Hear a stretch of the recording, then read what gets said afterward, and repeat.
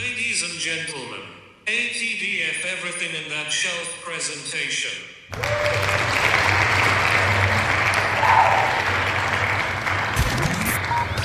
You're now rocking with TDF everything. Spoiled Rotten.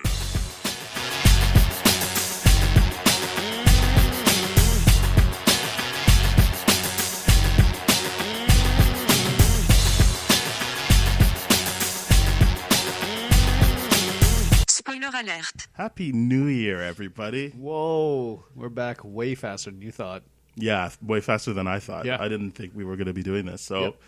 But it works out well. You're because, welcome, everybody. we're back in your ears, talking your ears off. I'm not Ben. I'm Daniel. And I'm Ben. And this is Spoiled Rotten. And you're listening to us on That Shelf. Awesome. Yeah. Thank you very much for listening. Still got a home there. Yeah, Good I times. mean, unless this doesn't go up there. This is, the podcast where we review trailers. We talk about like headlines that we saw that we didn't read the articles of. Yeah. And then we spoil movies. We're basically Facebook posts for your ears. Except for when it comes to the movie part. When it comes to the movie part, we Yeah, did see we the do the movie and research. we have Yeah. hot takes. Yeah. All right, let's get But into it. the trailers and everything like that, like everyone else, though, we thought it'd be fun to wildly put our conjecture in there and think about what we're talking about. And right off the bat, we're going to talk about one of the most long-awaited trailers in 2018. Whether or not it was going Specifically to for come me. up in Yeah. 2018, whether it was going to 2019, we knew it was going to come soon. Spider-Man: Far From Home, the sequel to the Spider-Man: Homecoming movie. We have here obviously an adventure of Peter Parker going with his classmate in Europe, and the trailer's a lot of fun, and I really enjoyed it so far. But I mean, there's a lot going on here. So it's not even a serious question, but do you think the whole thing takes place in Europe? Other than obviously the stuff I before do they actually.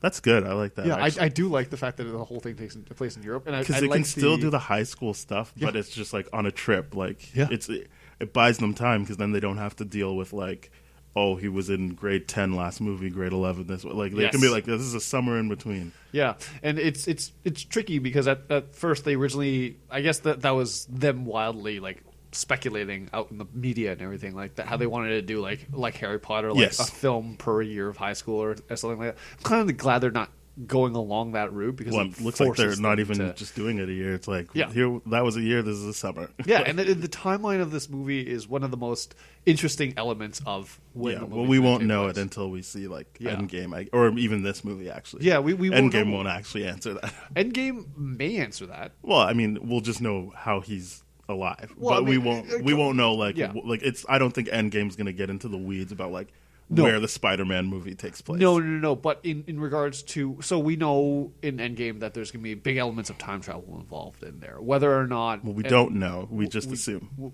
True, but if there is time travel in there, like we suspect there is, Because with people are everything saying we it know might of. just be alternate realities, which could be wouldn't as be, well. time That would be an interesting travel. thing. It would just be But pulling, if it, pulling people from like before they or like when they didn't die, so pulling them into the reality we've been watching. right, as to fight and all that kind of stuff.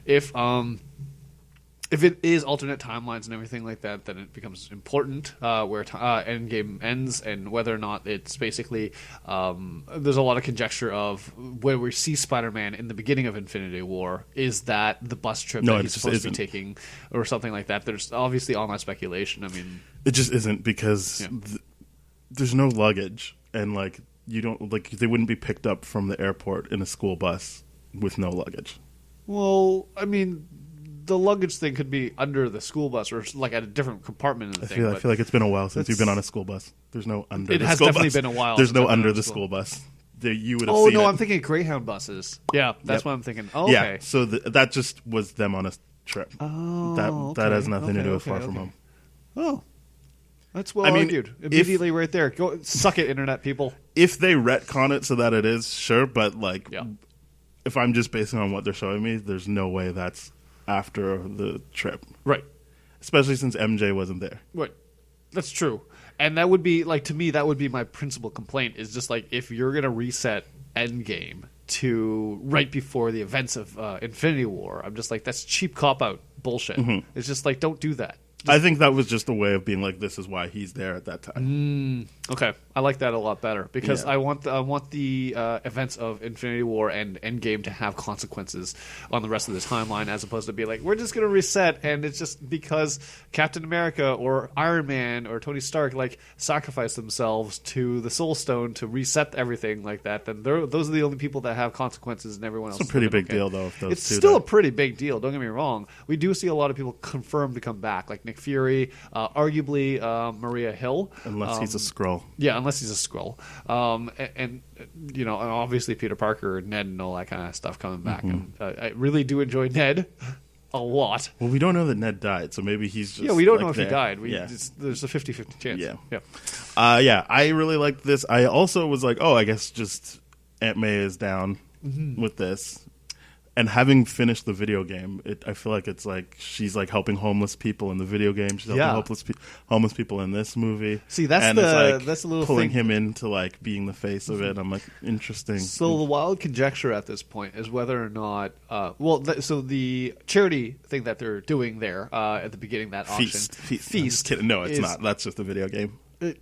No, but there's if you pause it, it actually says feast. Oh, okay, great. Yeah, so it's alluding to that. So the for those of you unfamiliar with the video game, the wildly successful solo player franchise game, the ones that, you know, all the game developers are like, no, there's no money in solo game. No, there's no money for you because there's no microtransactions. But even then, there are. Anyways, I'm still bitter about the whole EA thing.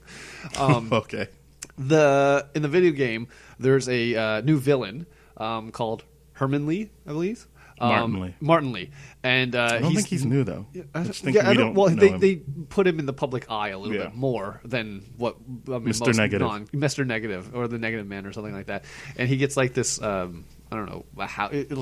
Just think of it like a Polaroid negative or like a film negative, and like I forget what his overall power is, but he gets like energy waves associated with that and all that kind of I stuff. just finished playing it. I don't know what his power is. I know, just right? was like, Because he the can thing is- control people. Because he's so heavily marketed in the marketing material, but then he gets sidelined immediately in the game. No. Yeah, He's part of like a Sinister 7 kind of thing, or a Sinister No, 6 6. kind of thing. Yeah, but it's like he is the important part of that. Oh yeah, he's the driving force behind the whole plot, Yeah. but he doesn't get utilized nearly enough. In my opinion. I thought he was used just fine. Yeah. Either way, so there's that. So whether or not Martin Lee, whether or not Martin Lee is going to appear in this as a cameo, much like how Donald Glover was Aaron Davis. in the Homecoming. Like, are we is this going to be a thing where is Marvel being smart by leaving the opportunity open to build up these characters later on? Should they negotiate a better contract with Sony to license the character again or something like that? We don't know, but those are nice little nods so far as I see. But Aunt May being down with him being Spider-Man is kind of a cool thing, I think.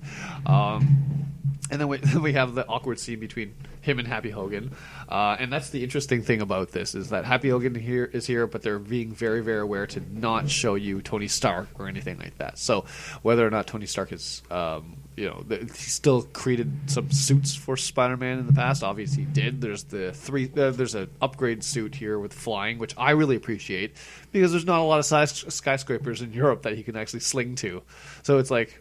It's true. He's doing a lot of flying. So he's doing a lot of flying, and I really appreciate that. Anyways, the takeaway from this trailer, the wildest part is, of course, Mysterio. So, Dan, what are you thinking of how Mysterio looks and the plot Looks point great. that it Looks great. I don't know what their thing will be. Like, at one point, I thought it was interesting if he like legitimately thought he was a hero. Yep. And then you just have to deal with someone who's like doing bad things, but thinks he's doing it for the right reasons, or like doing it for fame, or doing it for something like that. Mm-hmm. Or it just could be the normal thing where he's making up all those monsters, and then like while people are distracted by that, he's like robbed a bank or something like that. He's heisted something, maybe teamed up with Scorpion or something like that. Yeah, but it does say that he is being like recruited by what's his name? Nick Fury. Really? Yeah, that's what they said at the Brazil Comic-Con. Is that the storyline is that he is being drafted by Mysterio, and then he moves on to Spider-Man to like try and recruit him and to like try to build up a new Avengers kind of thing. Yeah. Oh, that's pretty interesting. So I just like, to me, this is just what we've seen so far, what we've heard so far, what we've read so far. It just seems like to me, Mysterio is one of those guys that's creating fake news to be a hero kind of thing. Yeah, kind of like the commentary on the Trump era, and you know, a lot of the just like media misconceptions and what you look like and all that kind of stuff. Not saying that Mysterio's Trump in this situation, but it's just the idea of like manipulating media to look a certain way or something like that, for fame or to distract from whatever. I never even considered that like a heist movie where we're just like we're stealing the Declaration of Independence with superheroes. But Nick Cage is a superhero, so there's that. To some, to many. And fun fact, Mr. Daniel Grant's birthday falls on the exact same day as Nick Cage's. So, no last names. Yeah. No, what's that? No last names. No last names. But, okay. Mr. Daniel's birthday falls on the same day as Mr. Nick. Like, that was the issue, the last name. Thank you. Thank you for appreciating my anonymity. Sure. Yeah. So, yeah, I'm just trying to figure out how to charge this computer because it is not charging. That's why. I'm trying to carry this thing alone. Yeah, that's why. If anyone's like, why is Ben talking so much? We don't like that guy. This is not going well. We don't like his opinion. We're coming here for Dan's well-balanced opinion as opposed to Ben's half-assed No. We're. I mean, hopefully we just have enough power to keep going through this. Oh, wow. But yeah, the trailer I thought was fun. It's exactly what I wanted out of the trailer. Obviously, everyone's like, "This ruins Endgame," but I don't know like, how what it the hell were ruins you? Endgame. The idea that you knew there was a Spider-Man movie after Endgame already ruins that part. The same people back. who say that are the same people that were like, "Well, it doesn't matter that he died because I know he's coming back." So then, like, exactly. So it's just like you can't. Have some consistency with your criticisms, people. Yeah. Like that. Just have some consistency. That's it. What we like right now at this point in time in Endgame, if they announced Captain America 4 or an Iron Man 4, that would be a huge spoiler. Yeah. Because realistically, those are the only two characters that we're really looking at in regards to... Well, I mean, realistically, they could kill those first three. Like, they easily. could kill Thor, Captain America, or Iron Man. Yeah. They could kill anyone. Or all of them. I don't think they're going to kill Thor because they just relive that franchise or revive that franchise. Yeah, again, I don't think they would, but I'm just saying they could. I think they'll kill RDJ, though. Primarily because, like, granted... This is not good rationale, but he did shave his goatee, his Iron Man goatee. He's probably doing Dr. Dolittle with Tom Holland. That's true. But yeah, I think, the big thing obviously is everyone's like, he's not in it, and the check is signed by Pepper Potts, not him, but I feel like she already was running the business stuff. Oh, she totally was. She was full on running the business stuff. Yeah, so that I mean... The only thing is that look he gives the suit before he puts it on. Yep. People like that could be him being like, "Oh, like that's the thing Tony gave me." But also, I feel like he's just like, "Do I really want this to like ruin the good time I could possibly have if I like take this and I have to use it?" So I don't really know if that's. No, I don't feel like this trailer at all is addressing Tony Stark. Yeah, I don't think it addresses Tony Stark. Obviously, they're baiting people to think about that, but I don't think like anything of the footage is about Tony Stark. Yeah, in the whole Happy Hogan thing being included, I think that's interesting to me. But I mean, like even then, it's just like it could have been like, hey. Tony been like, hey, Happy, this is your salary. All you got to do is take care of this kid until he turns 18. I think the cool thing about this trailer is there's a little nod towards Ben Franklin Parker. With the suitcase having BFP as the initials. There's that small little nod of that. So that'll be interesting to see what happens there. And he doesn't have years on his passport because they blurred it out, which... Who cares? Yeah, that doesn't matter to me. Yeah, that doesn't matter at all. I feel like their timeline is fucked anyway. I just really like the photo. Yeah, it's like how awkward it is. It's funny. It's really good.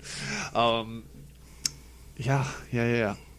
I think I've heard some people saying like Mysterio has a time stone. I'm like, what? Shut up! No, just because it's he's got like green and like, but he's got like the same triangles and markings that Doctor Strange had. Yeah, but it's not. It's so not that's what I don't think he has the time stone, but he's whatever he's doing. It seems like it's real, or at least what this universe considers real magic, as opposed to like him faking it. I think it might be augmented reality. Well, I'm just like maybe he just knows to use those symbols, but it's just like, right. But I don't like. What I liked about Doctor Strange was the point of showing that like they hide all their stuff from people. Like they could be beside you, but they have that mirror universe. Yeah. So it wouldn't be something he knows to like to put that detail in there. Yep. But anyway, yeah. Obviously, that's what the trailer's there to do is get us thinking about like to put in doubt whether he is faking this or if he genuinely can do these things. Yeah, and if it is like. And the interesting thing, too, is, like, if from a trailer speculative standpoint, is there a secret third villain? And this is why the Mysterio thing is important, because Mysterio can summon up these illusions to make himself look good. But I mean, obviously, with Peter actually getting hit by the water, it's no longer just an optical illusion. It's an illusion of a different kind. Well, yeah, but he can also do, like... Oh yes, he could do like minor stuff from he's like stunt from the to, movies, right? So like yeah. maybe he could rig something to do that. So the idea that a lot of people have been speculating the water fight in I think that's Venice. Yeah, I mean they're in like a gondola, so I just assume it's Venice. I hate the fact that I don't know this because I've been there physically myself, and it's never been. It makes me feel unworldly now.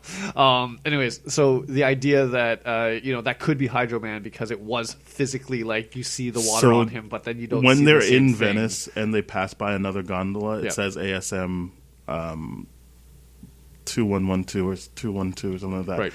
Either way, that if you go look up that Amazing Spider-Man comic, Hydro Man is on that comic. Oh. And then when they're in the streets and I can't remember if it's the Maria Hill and Nick Fury shot, but anyway, there's a license plate that also shows Magma Man, which is another the license plate is the number of the comic book that has on the cover Magma Man. That's so cool. Which there's someone that looks like, or there's an elemental that looks like it's made of magma in the trailer. Yep. So it does look like for Hydro Man, he's not an elemental, so who knows what they're doing with that. But it does look like they're leaning into the elementals as for at least the like facade of villains, right?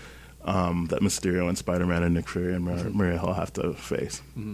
This could be one of the situations where Mysterio maybe does initially want to look like a hero, creates that kind of crap, and then ends up being like, oh no, this is a real threat after all, and that fight with him and the water thing might actually be Hydro Man and everything like that, but we'll have to see, because it's a very interesting premise. I really like this trailer because it really doesn't give you plot points.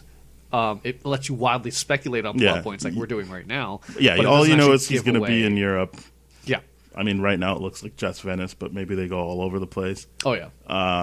There's got to be some parallels. And then the visuals of it all. The relationship with MJ is progressing, which I like. I like that stuff. I like that. And I like the fun that they're having, or at least MJ's having. Yeah. And it obviously Ned and Betty Brant are getting together because like in the American or North American trailer, they don't really lean on it other than she's taking a picture of him, and that when they're looking at the footage of Mysterio, she's got her hand on him. Yeah. But in the like the international one, they take their their passports together and like are legitimately like acting like a couple. No, that was them like registering their passports together. Right, but everyone was doing it one at a time. Yeah. They did it together as a couple. Yeah, so I'm pretty sure that Ned and Betty are coupled up, and in cute. the comics they get married. Oh, really? But that's cute. They ultimately divorce, but in the comics they do get married. Yeah. Yeah. Well, they had a 50-50 shot. Well, there you go. Yeah. So yeah, that's nice. I like the trailer. Don't remember much else. Sorry, a bit distracted with the power thing, but we're chugging along. All right, let's talk about Glass. Yeah. So our entree today for you all is the movie Glass, the cap of a surprise trilogy from Mr. M. Night Shyamalan. Good for M. Night Shyamalan for surprising us with a trilogy. I don't. Good for him. So I will premise this by saying I did not watch Unbreakable or Split until this previous weekend. Right. I watched it all at once, back to back. Did you like Unbreakable? I don't. Thank you. Thank you. Why it is not a good movie. Why do people think Unbreakable is that good? I don't get it. It's so boring. I'm not here to make fun of people's tastes. I just don't think it's as good as people are forcing me to think I it is. just don't think it's that good. Yeah. I don't get it. It's like, please let me know why. I was hoping you would be able to explain it, but it's just so slow. It's so dragged out. And for context, that's for a movie that's an hour and 30 minutes length.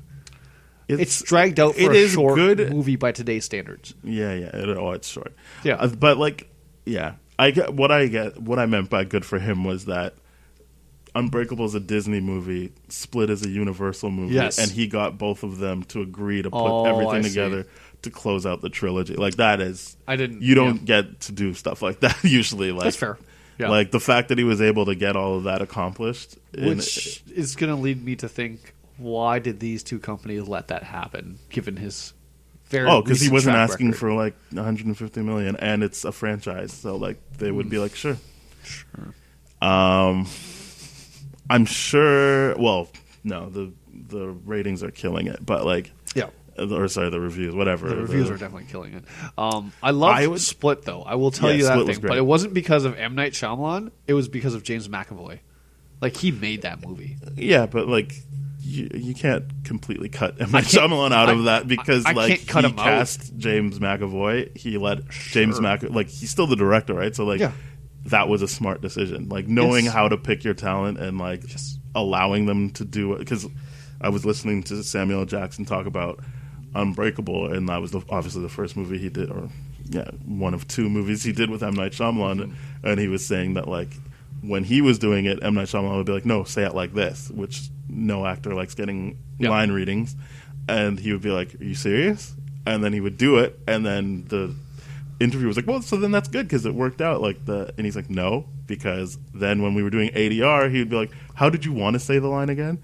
And I was like, so that shows that like there was growth where like that first movie he's like micromanaging, people still like the movie, but then by the time he gets to Split, I would imagine he'd grown to the point where he's like, all right, I hired you for a reason, do what you got to do. I think so. It's him growing as a filmmaker. Yeah, I think that like, and it was for Split in particular, like he only ever like tested that movie without the ending showing that it's related to Unbreakable. Right. So everyone was like, no, it only works because like I was like, no, I could have watched that whole movie and been like, fine, that it's not related to Unbreakable. 100% agree. Yeah, like that to me came out of it nowhere. Only got great test scores while showing that it had nothing, or like without any reference to Unbreakable. So it was like doing he didn't even want to put his character in it because everyone knows his character is related to Unbreakable, the one, well, I guess he's in all three of the movies, but like he was like that serious about being like, I just want to see if this movie works on its own. Like I don't need it to be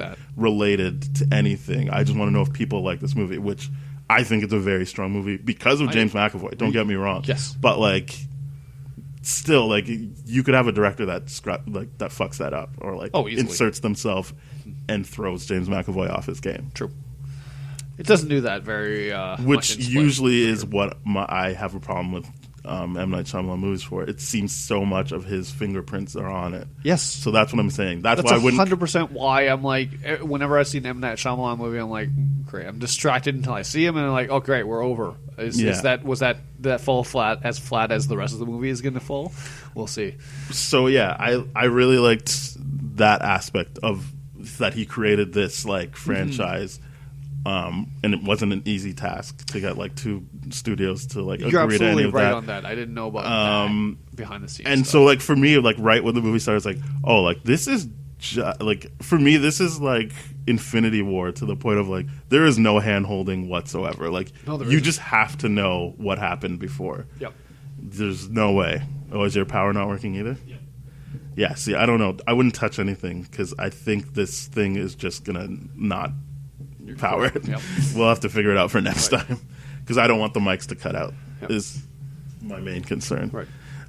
But yeah, I think that like that was an interesting choice. That he was so like, no, I don't care if people don't know what's going on, because like I couldn't imagine just watching Glass and not having seen the other two movies. Well, see, I actually did. So I was with someone watching Glass, and she had never seen either one of Unbreakable or Split. Now, I told her right away, like, yeah, you won't need to know anything that goes on because there was barely any continuity in Split.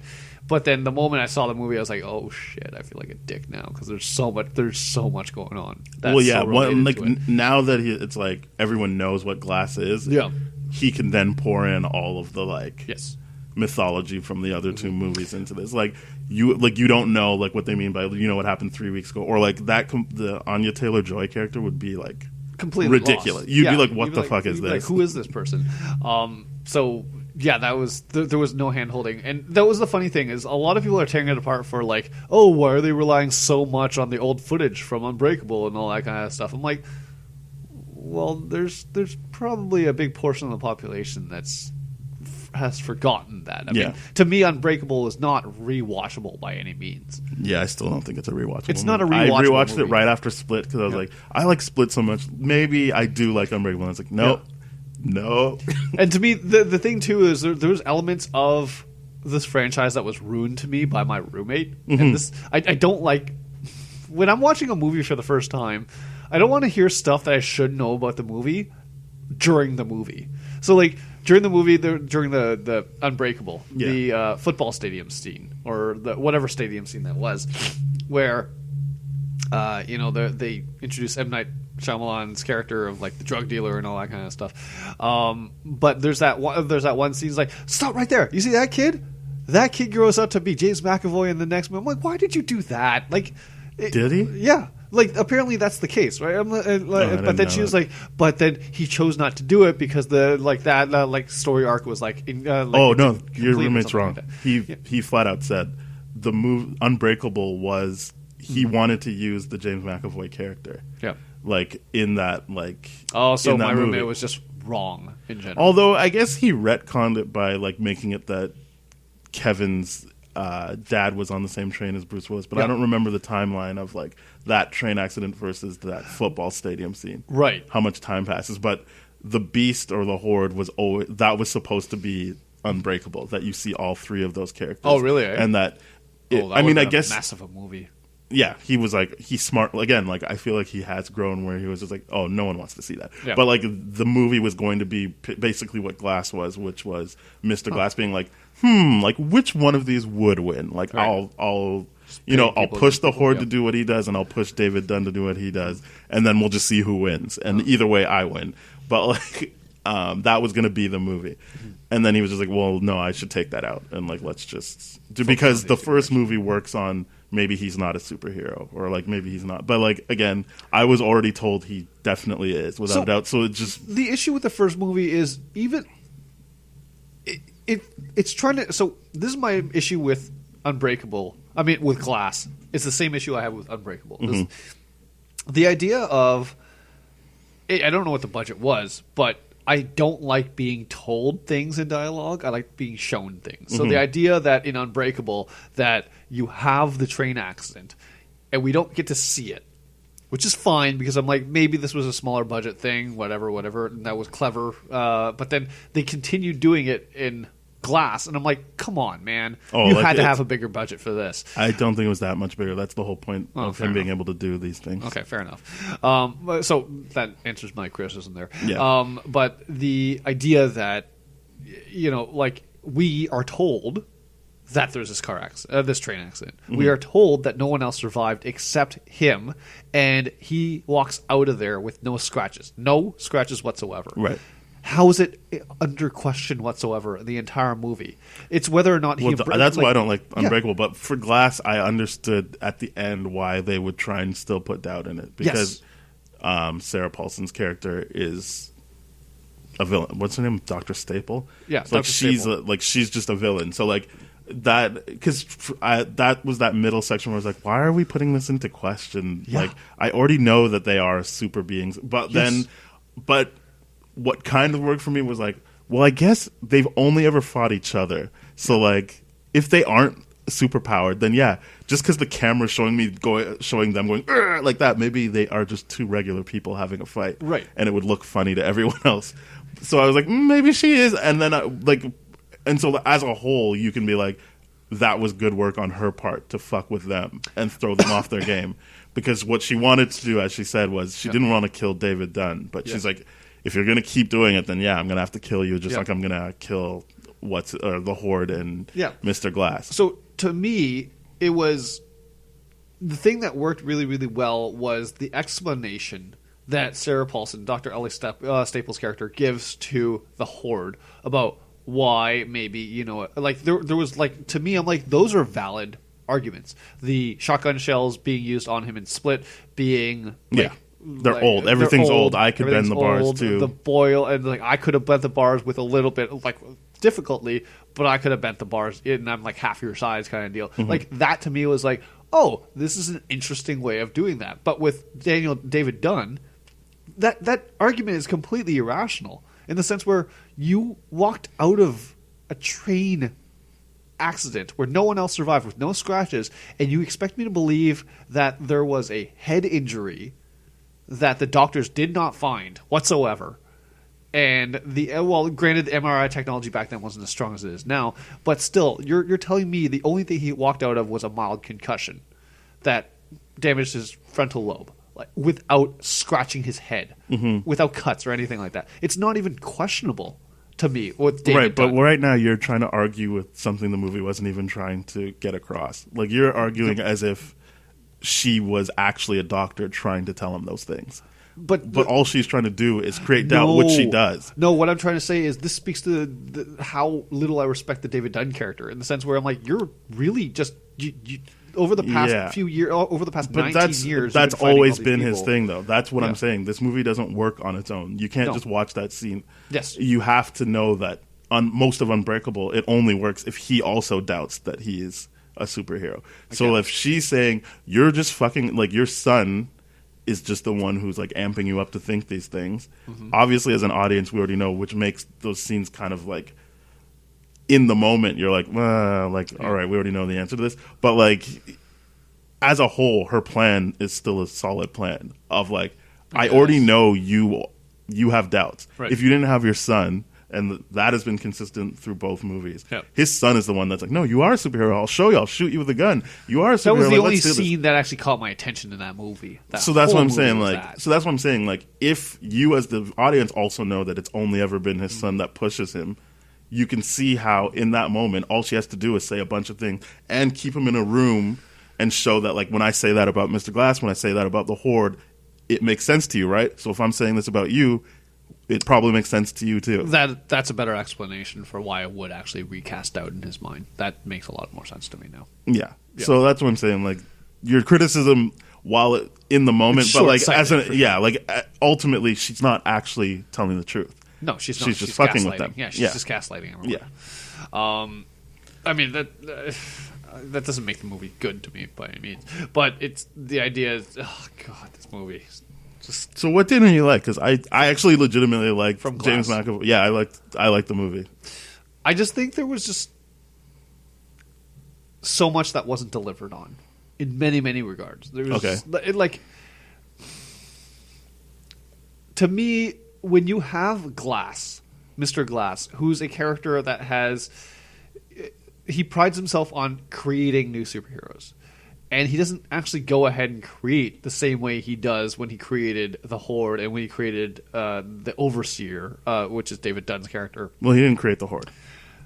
He's trying to take credit for it, which I don't like because I'm just like, no, he's not doing that. That's what this movie is. That's kind of why I like it. Like it isn't like he ultimately all he was trying to show was I'm right, and that's more like the mastermind thing of like it doesn't really matter about he doesn't really care about like killing people or like causing carnage. All he wants to be is like, no, I am a super being because of my intellect, and I'll show you that other people have other powers. And so his whole thing was, let me get a world stage to show that I'm right. And that's his whole thing, is he's fucking with everyone else. So she thinks like she's got the upper hand on him, and even though he's dead, he has proved his point. And now that will spread. So he's taking credit for being able to show the world that he was right. He's not taking credit for like creating the Horde. Huh. That's what I'm saying. Like, I thought he had I thought his ulterior motive was not to prove that they exist, but to like that's show all that he ever wanted. But I thought honestly that his criminal mastermind thing. He's was not that a criminal man. He's just a mastermind. Well, I mean, he's a criminal. He's a bad person, but he's not thinking of himself as he's just a comic book lover, and he's like, this is how I like. Obviously, if I can't go out and I'm going to break whatever, I've got time to read a bunch of stuff. Yeah, comic books like connected with him, and also he's like, wow, like I have super intellect. I can do all these different things. There must be other people out there like me, which would help him with his loneliness. well, if he can prove there's other people like him, Yeah. and so there's an element of him not having that human aspect of like, hey, I'm killing a bunch of people. That's bad. That lack of but empathy. like so there's that element of it. But I don't read him as an out and out villain. I read Sarah Paulson as like a villain who Oh, like, she's definitely no. yeah. So like even though she's like, no, we're not villains. We want to kill all of you. It's still an element of like, well, we don't want a bunch of superpowered people around. Like, fuck you. Like, this is personal. Like, we want to kill you in particular. His stuff isn't personal. His stuff is there are people with super abilities out there, and I'll show you. Yeah, but I don't get what that point is. I don't get like what other than the whole like self-righteous. I was right, ha ha ha. By this movie, that's what it is. For the first movie, it's I don't want to be alone in this. I can't be wrong about this. Like if that's think about how old he is, and if he's like only ever met two people, by Unbreakable, it's only the one person. You would fixate on that, and it's the loneliness he feels. He's isolated in every possible way. And and that's why when he's talking to David Dunn, he's like, I saw us as friends. Like, I don't think he's fucking with David Dunn. I think he legitimately was like, we're the same, right? Like you like me too, right? Like he's like, I'm legitimately shocked that you have such animosity towards me. Yeah, when you explain it like that, it's a little bit more different because I genuinely couldn't understand his motives. So this is what I'm saying. Like the movie isn't like the movie. I'm not like this was 10 out of 10. What perfect. I'm saying like I enjoyed it, but I also like even though I don't like Unbreakable, I've seen it twice, so I'm able to retain. I'm sure there's other stuff I missed. I was so bored by it. I was on my phone the entire time but until that gun scene where he the kid Joseph Dunn pulls the gun on David, his dad, and was like, "No, you'll survive. I'll show you. I'll shoot you," and everything like that. That was the only scene I was like, "Ooh, this is good." So like the fact that the movie, like I didn't know where the movie was going because I legitimately thought they were going to go to that Osaka Tower and like. That line, that line where he's like, "No, this isn't a limited edition. This is an origin story. I've been creating an origin story." Yeah, like I was like, "Oh shit, okay." And like that last moment, that even in his death was part of it, like showing like he really does think about everything. He's not like you can't actually surprise him. You can't actually like all of that is so that he can spread this into the world. And I guess that's why I didn't read him as an out and out villain because I'm like he's willing to die for that. Like he like obviously he knew what would happen when like the kid figures out like, oh, he killed your dad, by the way, and the Horde's like, okay, fuck you, this guy. I really like that line. It's like, don't tell him yet. Yeah, I thought that was really really fun. But yeah, I like don't get me wrong, like far and away Bruce Willis is the weak link in this movie. Oh, he's definitely the weak link in this movie. I'm like, are you phoning this whole performance in? He's been doing that for like years now. He has been doing that. So like, even in Unbreakable, I'm like, I can't tell if this is you not giving a shit. No, I feel like back then that was like the direction M. Night Shyamalan is giving. Like you need to be.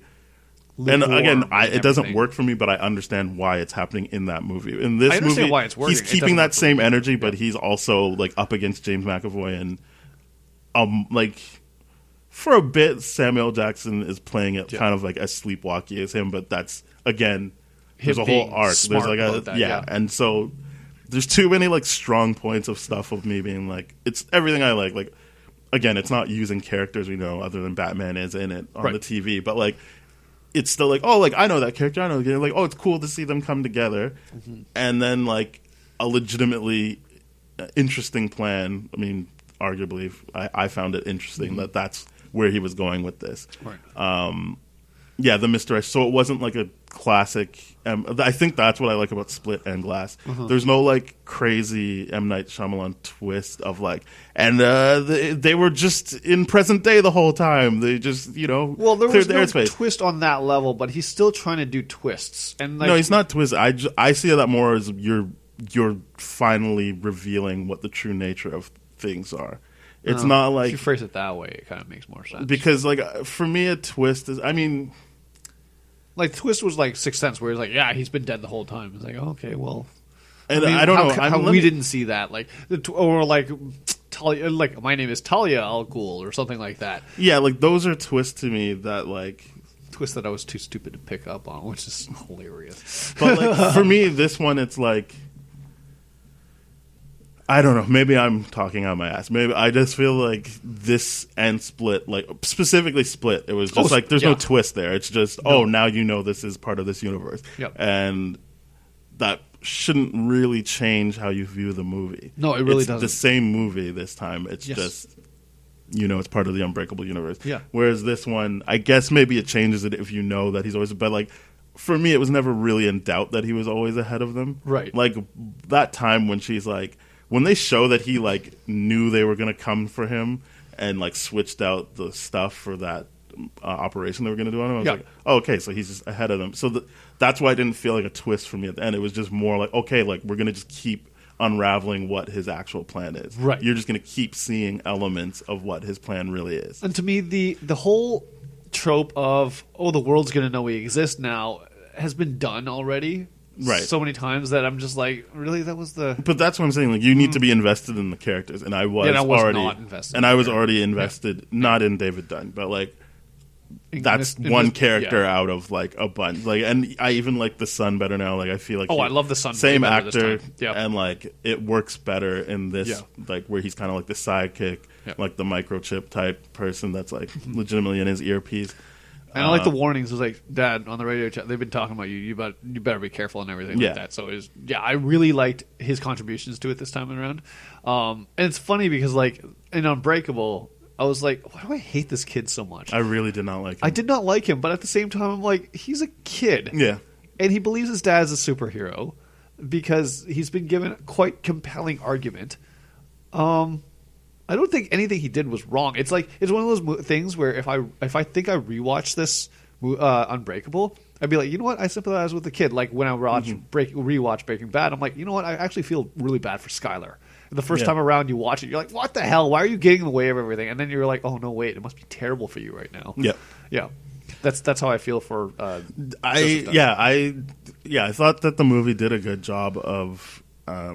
Staying true to the characters, I mean, to a fault with David Dunn. Don't get me wrong. Like, that is a big bummer. Like, exactly but, like, the same character for sure. It still gave me like James McAvoy doing what I loved in Split. Oh yeah, obviously not as involved, but still like every scene with him is amazing. It is amazing. That was one of the things, and like I can kind of see what a lot of the critics are saying about his performance in this time around, where like because the switches are so rapid because he has so little screen time compared to in Split that it's almost comical. And I'm like, there's points in time where I'm like, I can. The see only where one I it'd be don't kind of like is the Horde or the Beast actually talking. I'm kind of so not into this. I can't remember if they did that. Voice I don't think that audio thing. I think he just was like, bah, bah, like I think he did a lot of the like beating his chest stuff. I don't think he talked as much. He did. Yeah, he was actually like, he's more articulate as the Beast. Like I didn't think. I thought to me that makes sense because it's like I guess in like this timeline it's thing, right? 3 weeks later. So like if Split was about. We don't even know if the Beast is real. We don't know if he's coming. Right. Once he's there, I guess if you've got like 3 weeks of other people talking and you can hear everyone talking in the head, by the way. Yeah. But like that would make sense that he could be more articulate in this movie. Yeah. I didn't realize the time was only like 3 Well, that's weeks. what he Obviously, said when they were looking up when the son was trying to be like, hey, like this is my crazy theory number 2 or whatever. Okay. I don't remember what he actually called it, but like he was like 3 weeks ago when those girls were found. They were here, and now I think he's actually here, and then keeps them over there. Yeah. So they gave the timeline of Split Fair enough. versus Glass. Fair enough. Yeah. I really appreciated James McAvoy's acting in this. Split was fantastic, and he just carried the same kind of thing here. It was really, really good, and I loved it. I actually liked the voice thing that the Beast did, but I'm a big fan of like dark heavy metal grunge kind of growling. I guess that's what I didn't like about it. It was like everything else, what was wowing you was being like, he's really doing that. And then the voice modification, it's like, well, great. It's, there's an like, element of cheese to it. That I think there was an element of me being like, holy shit, like he's really going through. And I don't know like what the time in between shot setup is like, but like when they did the flashing scene, it would have been cool if he was legitimately going through all of those. Yeah. In real time. Oh my god, yeah. That what was crazy to me about Split was when in the end when they find the computer and he's doing his like daily logs and all that kind of stuff. And then Split, and then all of a sudden you see like that like everything, the sequence of all his personalities cut together and how fantastically amazing each performance is. Like you really believe it. It's just like wow, this is really really cool. And how they always talked about the light and all that kind of stuff to grab the light to be the personality that shows. I'm like, that was the coolest thing. It was really, really cool. Again, like you would definitely need to watch. I think both of them, both of them have equal importance for Glass because it would be confusing because the villains are also using the term the light for something completely different. So if you don't know like what his deal is, and like I thought Anya Taylor-Joy was weirder in this one, but like it was fine. Like because I liked her in the first movie in Split. Yep. Not the first movie. I didn't know why they had to add that she went to the same school as Joseph. It seemed like their characters have nothing to do with each other whatsoever. Yeah, it's just one of those things. I'm like, I already know they're in the same universe. I don't need them to go to the same school. Yeah, it was just weird because it was just like, oh, you have that the three like accessory characters like the mom, the Casey, as well as like Joseph Dunn.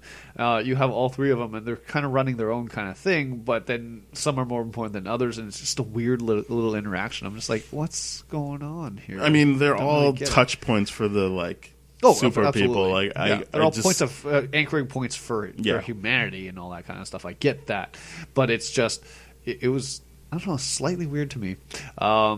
How they were utilized in the movie, but either way, it was all about the Glass and the Horde and the Overseer, anyways, right? I liked Green Guardian better, but or Green Guard. I don't know what they called it. The Green Guard is cool, but to me, I'm just like.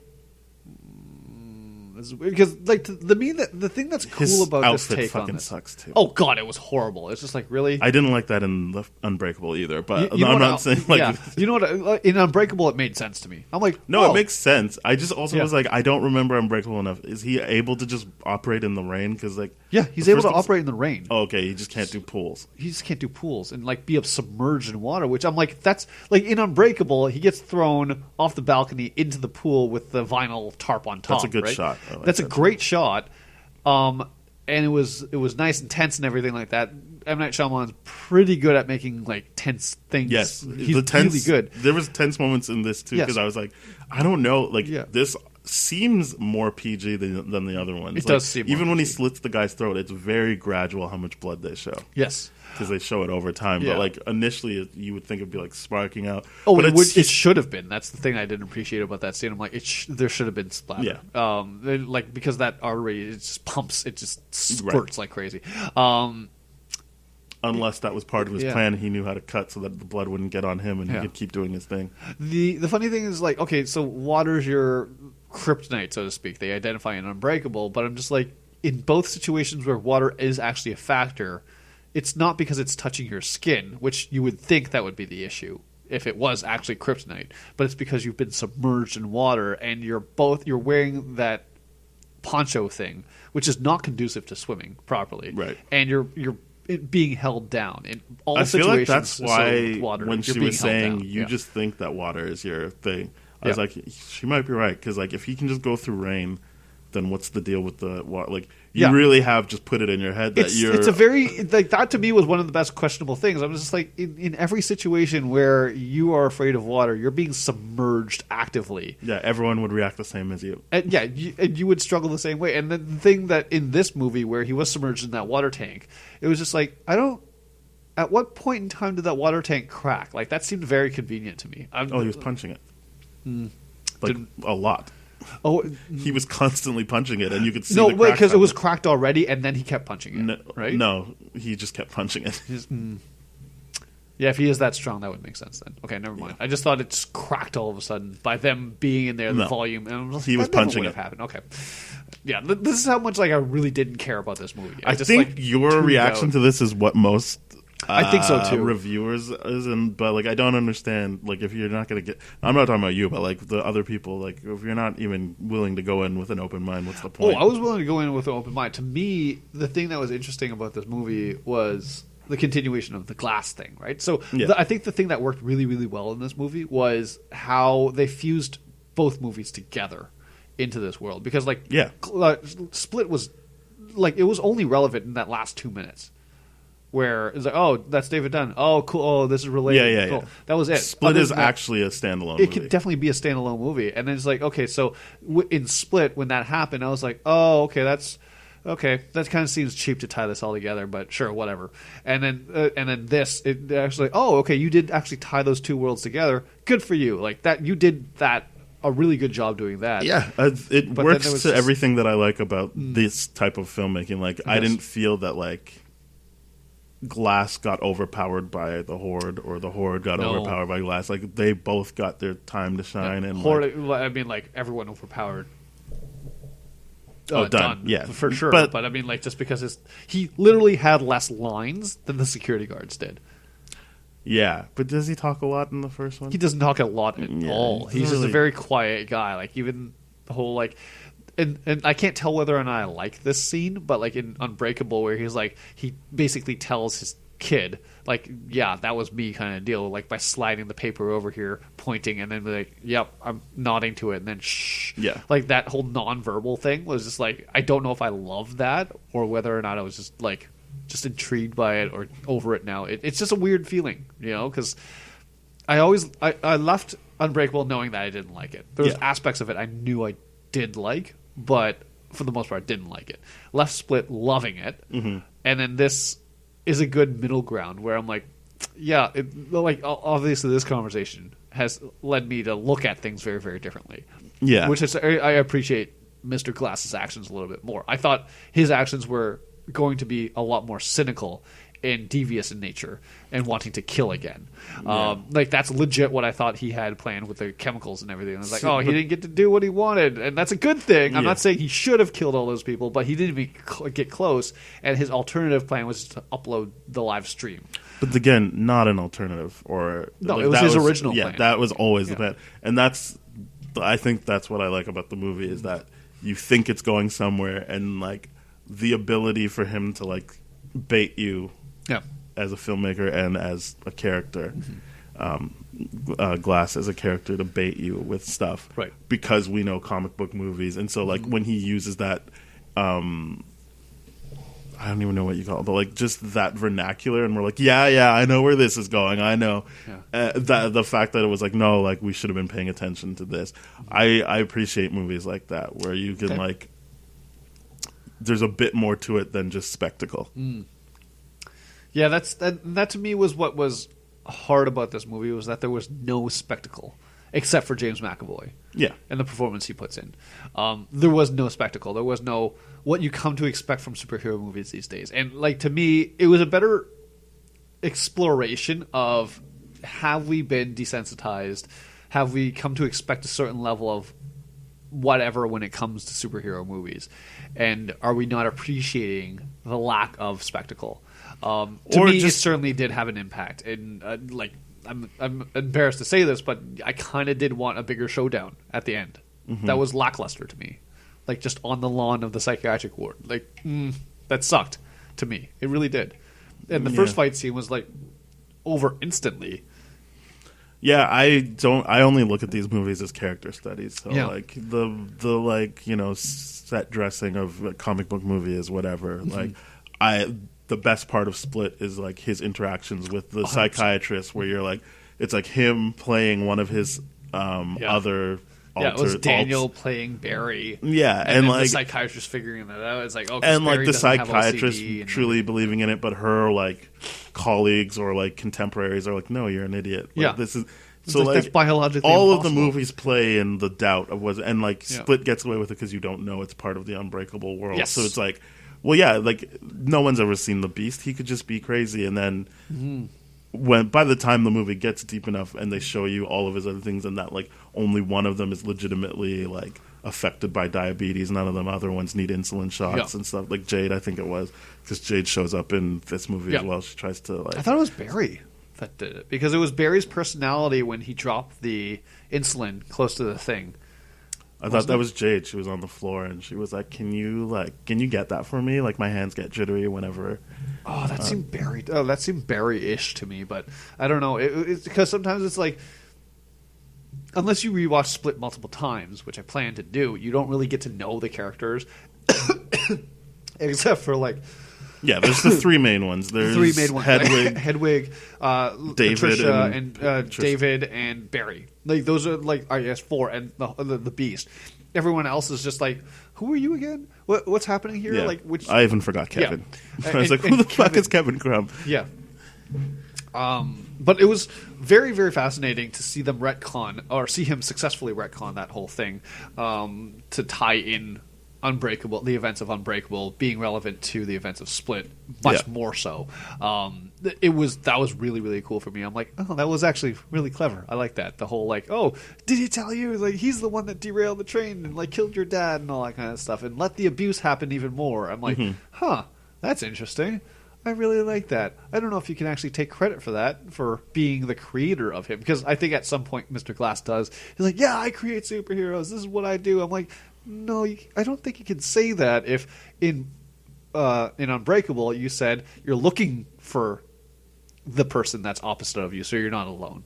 So I get that now, but but he's still trying to like force it. That is the point of Unbreakable, is that he is creating that archetype. I guess. Yeah, because but to take credit for the Horde too, that to me was. Just I don't remember him taking credit. I remember him. I thought I remember it, but at the same time, I don't.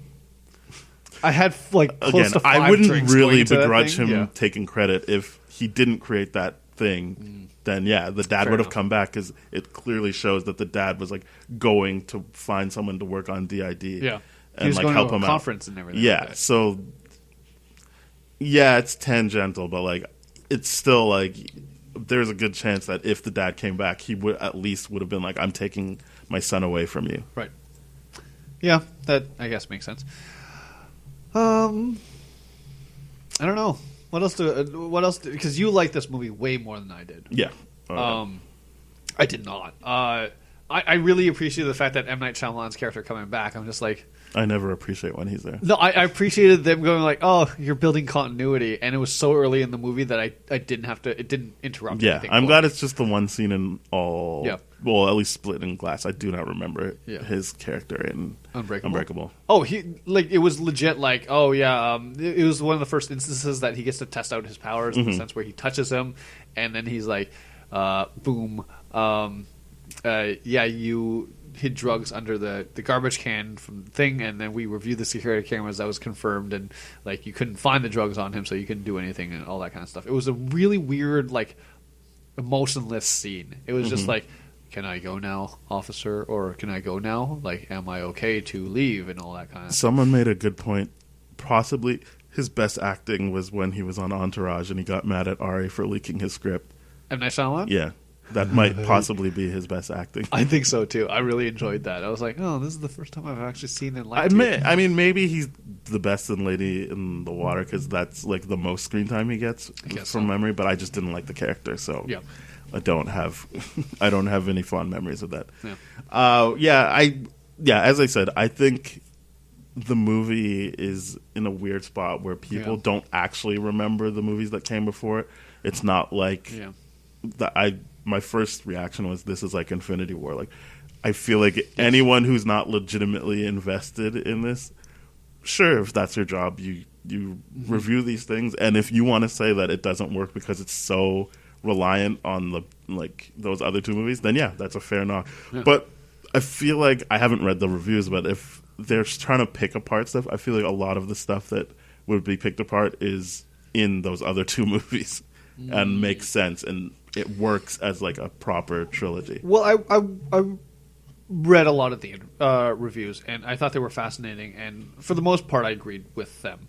There was one really, really heinous one lobbied. It was more like a personal attack against M. Night Shyamalan in the Globe and Mail, because the article was reviewing of Glass, a review of why Hollywood should stop giving M. Night Shyamalan roles and everything like that. Or like movies. budgets or movies or anything like that. And I was like, this seems like you just really don't like M. Night Shyamalan. Yeah, and I would imagine a lot of it is people. think, it's like easy to make fun of M. Night Shyamalan. Oh, it's don't so get me wrong, easy. I am not a fan. I'm just saying I like Split and I liked this movie. Oh, I love Split. That was the thing. Like I have so, like, as much as like people can have their biases, but they still walk into a movie with a clear, open mind, like you said, and be objective with what you're saying with this movie. Is this the idea that you don't like M. Night Shyamalan as a filmmaker? Then why did you go waste your time to do it so you can find another thing to complain about? But I entered this movie in objectively, just open-minded, but expecting a big spectacle of a showdown or something. Yeah, like that. I can't. I mean, it's hard for me to be like. It's hard for me to take the like. This movie wasn't what I wanted it to be.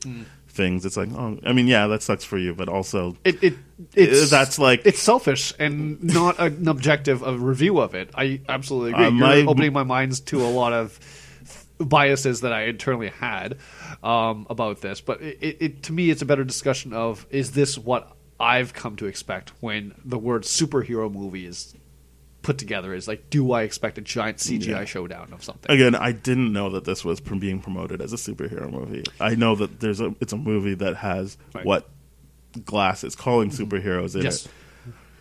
But nothing that came before this leads me to believe that's what's good. That's what I'm saying. Like it is a progression, and like the three movies work together. So like it would make no sense to me if this movie was what I think you were expecting and a lot of other people were expecting. Well, I think it would have made sense because in Unbreakable they show you have to develop your powers, you have to focus on them, you have to work on them, kind of thing, right?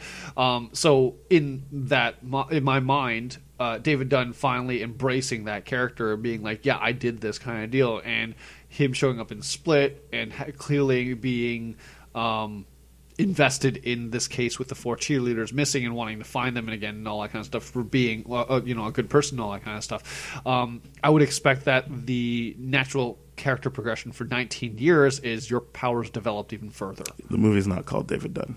No, the movie is called Glass. Yes, so that's absolutely. what I'm saying. Like, you need to, like, every expectation. Like, we say he's the weak link, but again, he's not He's not in the title. No, he's not. So this is a movie. I mean, he doesn't show up until like a bit in, but the main character or the name of the movie is a character who can't do a bunch of fantastic things. He can just outthink people. So again, it all comes together for me. It's all a pretty uniform experience of like calling this movie Glass and having it play out the way it does. It seems like a well executed movie to me, and in terms of the audience thinking they're ahead of him and it's not, or thinking they're ahead of the movie and they're not. The characters thinking they're ahead of Glass and they're not. Like, it all like actually is a very cohesive thing. In addition to being in the same vein as the two movies that came up against it, or at least having all of the interesting things from the first two movies in this again.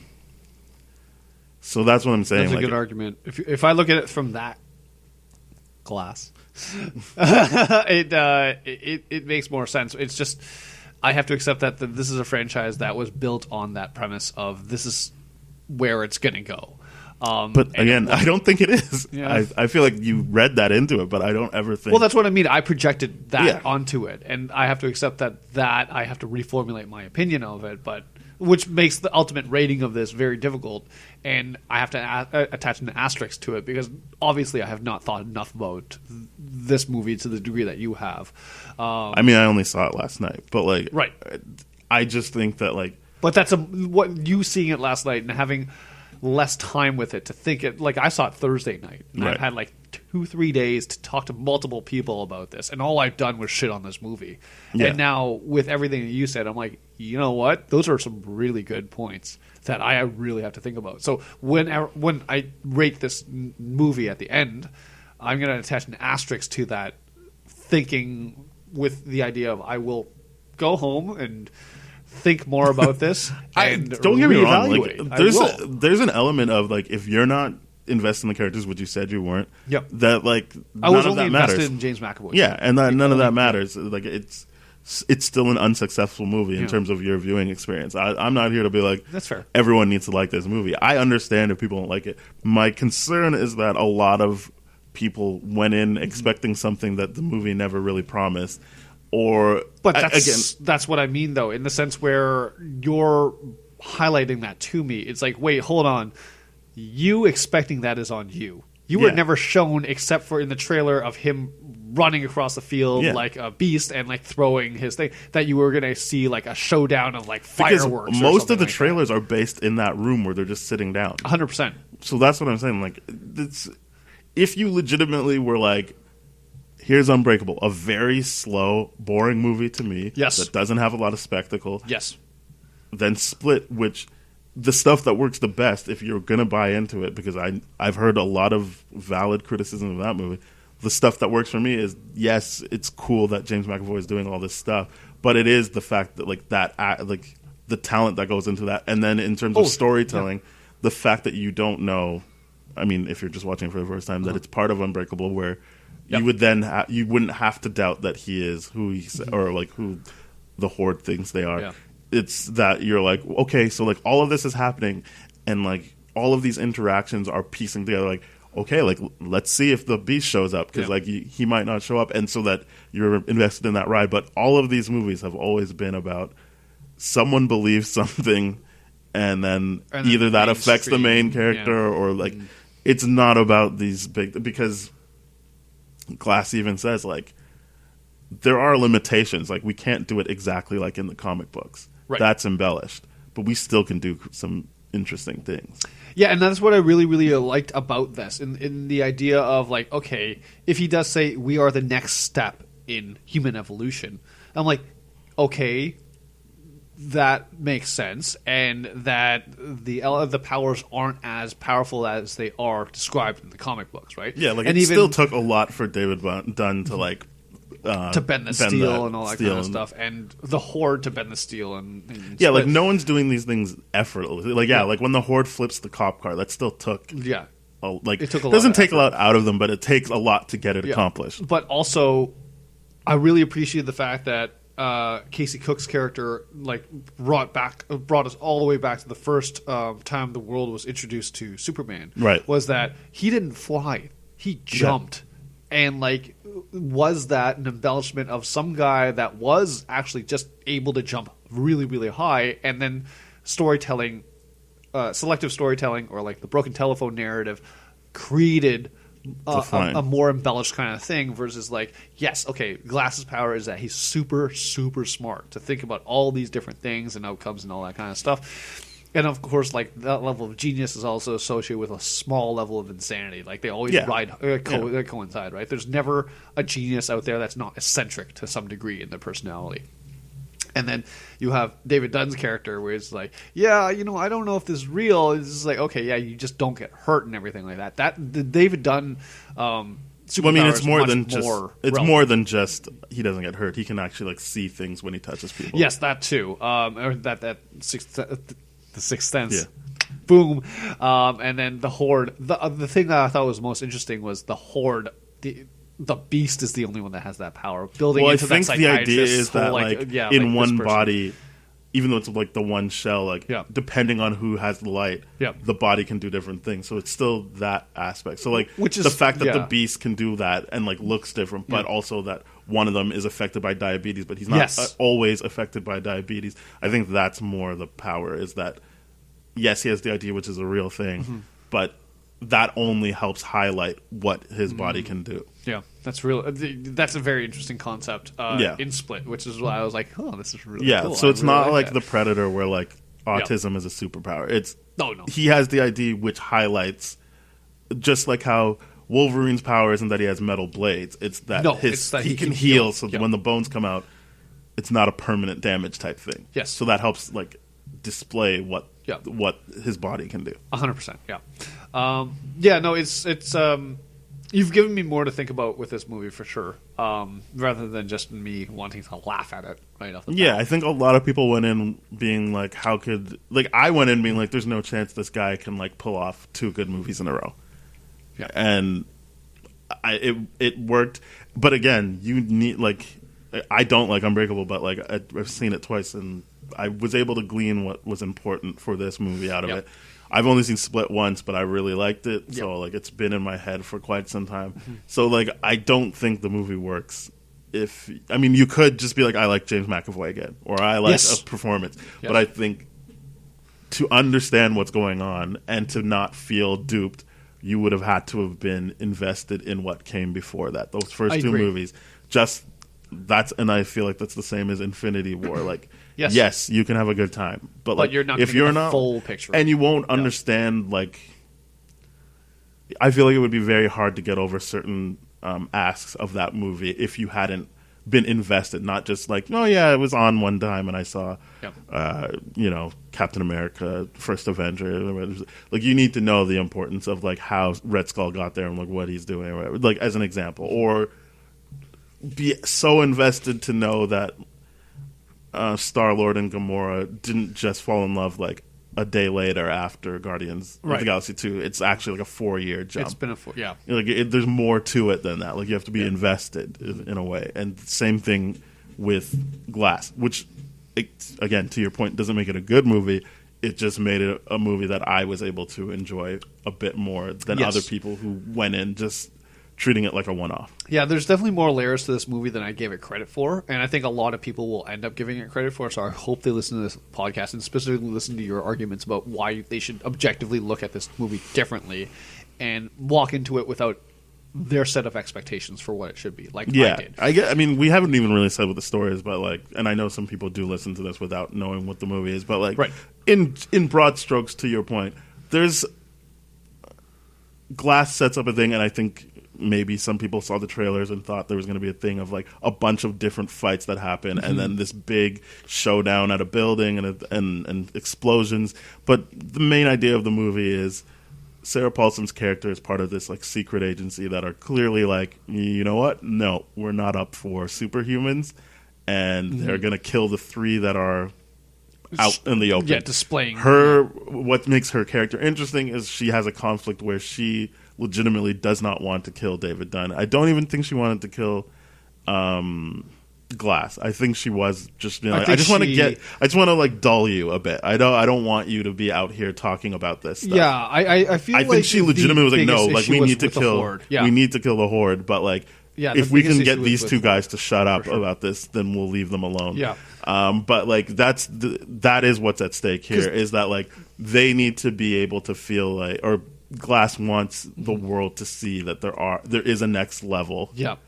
And for people to feel comfortable already and everything like that. And this company doesn't want that to happen. I agree with Sarah Paulson's character. I don't think she wanted to kill anyone except for Horde out of necessity, out of the idea of like, there's and that's too why many she said we're here. not a villain. We're like, we don't care. We want all of you gone. Yeah, we just want like just like it was almost like, if now rethinking about a lot of those scenes, it's almost like her character was like, please, they're watching me, just accept this as a theory, and then I don't have to do the next thing that I have to do if you were just to be. Well, she kept saying, I have 3 days. I have 3 days. Like, just please. I've got 3 days. And it was like that to me now, reviewing that aspect of like, that's a little bit more interesting. Because initially my idea was like, okay, Samuel L. Jackson's evil. So is Sarah Paulson's character. And who's trying to out-evil who? And how is David going to stop both of them? Yeah, that was my take on this. But like, so it was a much more simplistic take than what and you're David isn't describing. The hero or even the lead. No, of he's this not. movie. He's the reluctant. He's just in it. Whatever. He's just there. But I think because he's Bruce Willis and we know him from Unbreakable, his character is set up to be. Don't get me wrong. I still find him a boring character in The Weak Link. We can agree on that, but I don't think he's ever been set up to be the hero of this story. No, the movie is called Glass, and ultimately, depending on how you feel about people feeling comfortable, and there's all sorts of allegories you can make and metaphors, but you would look at Glass as the martyr who dies so that people can be free or live their full lives. Yeah. So that they don't think they're crazy and everything like that. And so that's, you know what? Yeah, this is. But it is. So it's less vindictive. It's more of a. of an uplifting take if you look at it from that way. Because like for me, like I was just looking at Glass and being like, okay, you're addicted to killing people and you just want to do it now because that's like you're not going to be able to come back from this. Like in the sense where you hatch a great plan to get out of here. You're going to kill a whole bunch of people, and for punishing. For just because that's what isolation has done because out of necessity or whatever it is that you're blaming the world for being unfair or something like that. Like I thought that was the motive behind it, and then instead, if you look at it, it's like nope, we're going to live stream this whole thing so that the world can see that it's we do exist. They're not crazy and. Go jump off buildings and see if you can fly or something like that. No, I'm joking about that. But yeah, the movie worked for me. While there's obviously issues with it. So I'm curious right now. You've done a very, very good job telling me about the things that should be considered differently. What are the things that you didn't like about this movie? Like, because you clearly are looking at this objectively, and there are things. I just think it's not a complete movie. Like, it's not. It's not a standalone. Like, it's not standalone. You need to know that other stuff. Is that the biggest flaw of this movie? I think that's a flaw of any movie. If you need to see everything else, like, don't get me wrong. I love Infinity War, and I think that for me it works. But like, I have no problem with people like, no, that was whatever, because it's not a finished story, and it's certainly not like it's. Constantly you're watching with the MCU movies, like conceivably you're just watching the middle of something always. Yes. But that's what the MCU has. So that's what I'm saying. Set us up for. So that's what I'm saying. These movies work the same way, or specifically Glass. This is a capper. Don't get me wrong, but I'm sure if he wanted to keep going, there's a way to keep going with this. Not with those characters; they're dead. Yeah. But like you could still keep working within this universe. Yes, you could. And so to me, that's for my tastes. Interesting, and I like that. It works for me, but I understand that objectively, that doesn't work for everyone, and and still, and so I can objectively say like, that is a knock against the movie that it doesn't stand on its own. I know it wasn't created to, but again, I understand how that could be a knock. I also feel like while I did think they juggled the characters well, the David Dunn stuff does stick out as a sore thumb. He's boring, but also like he's written into a corner sort of in a sort of way because like everyone knows who he is. He's arguably the most noteworthy of the yes, everyone knows Samuel Jackson. But like in terms of Bruce Willis and his franchise stuff, like it's the two of them, right? So you think especially since now they're like open with what this is all about, you would think there would be more done with Bruce Willis. I'm happy that he did what he did, but like then it comes down to his performance. Yes. So like for me, I'm fine with the amount of time he gets. Yeah. And I liked the stuff with his son. Like I thought they actually used him well. I agree. But the performance, you're just like, oh boy. So here we go. To me, one of the most forgettable things. And this is almost like something I wanted answered in Unbreakable, was the relationship he had with his wife. You mean Glass? No, in Unbreakable. Oh. So how how much tension there was there. They're on the brink of collapse with their marriage and everything like that. I wanted a little bit more information to understand what came out of that. Was there a mistake? Did he sleep with someone else, or does he what was going on there? What caused that strain between the relationship? That was it could have been easily one of the most interesting things to explain his character trait, but it didn't. There was no follow through there, and then I was kind of hoping maybe there would have been a little bit follow through here with that relationship with the wife, but we're told that she dies of some sort of cancer, 5 years earlier and all that kind of stuff, and it's just weird because it just feels like we know the least about him.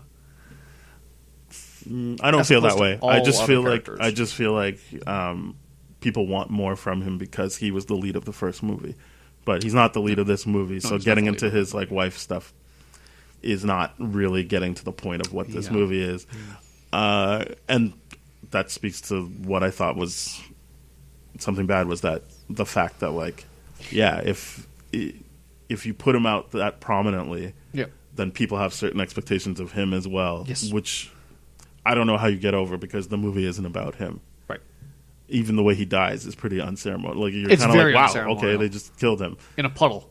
Yeah, and he dies first. I'm pretty sure, or does the horde die? I think the horde dies first. Okay. I mean, it's arguable because He's in whenever the, you're he's in having the process final, of dying. Yeah, when you're in the final scenes and stuff like that, it's just like whether or not what happens, what we're shown first is not. Yeah. From a time, but it's like chronological it's just like this standpoint, weird thing where you're like, wow, they really just killed that guy. Yep. But again, like the more I think about him, I'm like, it's not about him. Yeah. The movie is about Glass. Yes. And that's why it's called Glass. Yeah. To me, it was just like it brought up something that was like I never thought about in the first movie on Unbreakable when he falls down the stairs, trying to chase down that guy. It's like, why did his rib cage not break? It was just his limbs. Like, why did he not fracture his skull or something like that? Right. Yeah, maybe it's just his limbs. To me, it was just like, what? But clearly it's not, though, because his rib cage breaks here from, like, one hit. Yeah, from being punched by the horde. But by being punched by the horde, for sure. By the beast in particular, Yeah. not just one Yeah. of like that should also say something. That it does was like say something. It absolutely like I does don't say think something. anyone would have survived that, and he got punched more than once. True. Well, he got, like, arm grabbed by the shoulder. That broke But a lot of things. And then he breaks his thing, but I'm pretty sure he hits him twice. Oh. I could be wrong. Yeah. I know for sure the shoulder grab, but I'm Yeah. pretty sure he hit him Again, twice. I had like close to 5 drinks beforehand. Yeah. So my memory of the whole thing is, I think for the most part, good, but like might have been a little bit more rowdy in the heat of the moment. Be like, show us a fight. Yeah, I think it's just his limbs because Yeah. like they even show when he's a kid like In if that- if it that was circus that thing. messed up, he probably would have broken ribs there too. Yeah. Yeah. But it was just his arms, and Yeah. we know that his legs get and all of the scars are on his arms and legs. Yes, that's And, true. No, he does have some on his head though. Does he? Yeah, Can't but that might tell. just be from the abuse, which they hint at that the guards abuse him. Because that's what Sarah Paulson says. Like, I wouldn't have treated you this way. I'm sorry for this. Right, Like, but I thought that was in reference to the drugs only. I feel like, well, Because if he the was guard- willing to drop the he- flashlight yeah, on he his likes legs, that- I think yeah. he would have done other things to him too. Yeah, that's probably true. Yeah, Yeah. and I don't get why, but I mean, at the same time, it's like I think guard this abuse is is this is just part one of the those things, like. I mean, I don't think you have to read a race thing there. I think it's just like he thinks he's better than he is.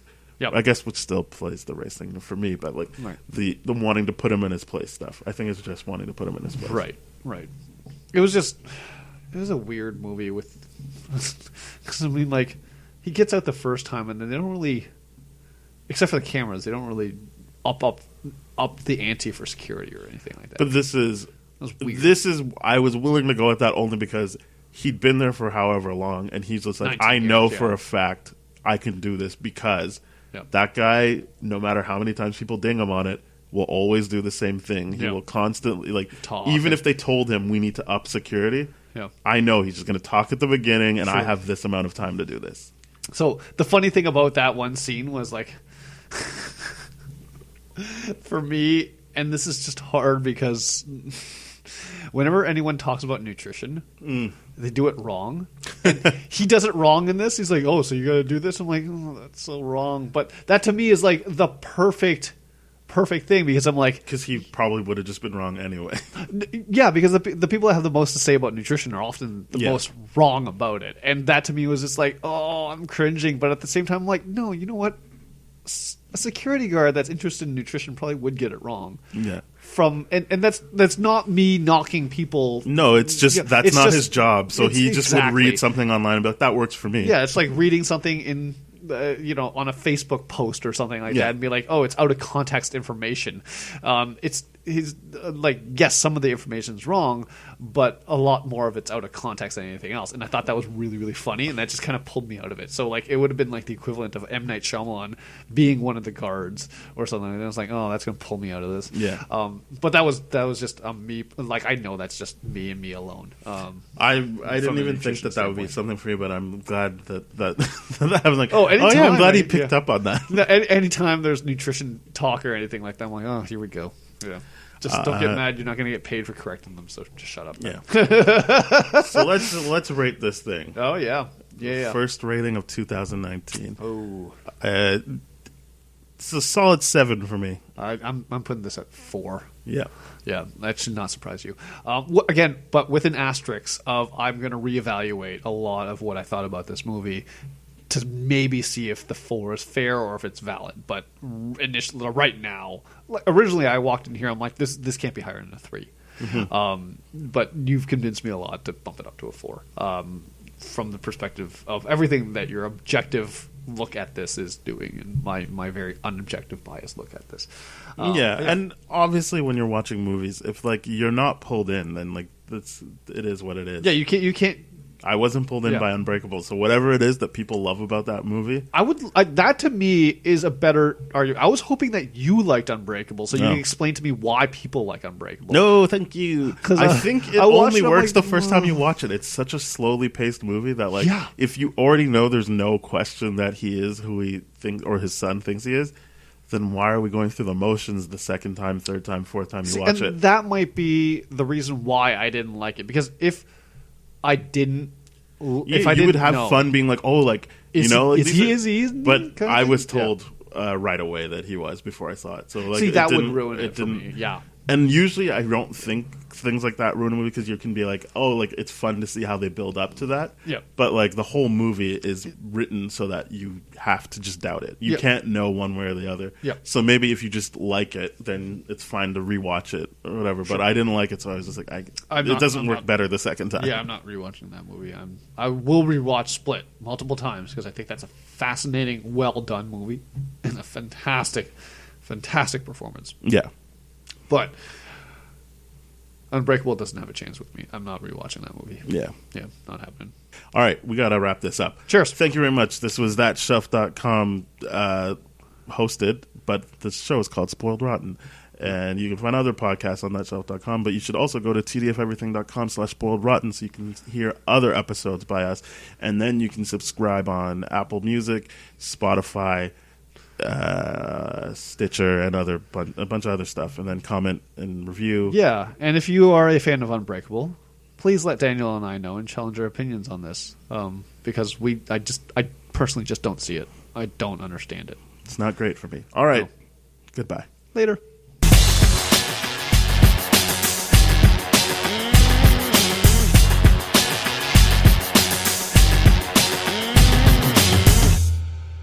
This has been a TDF Everything production, brah.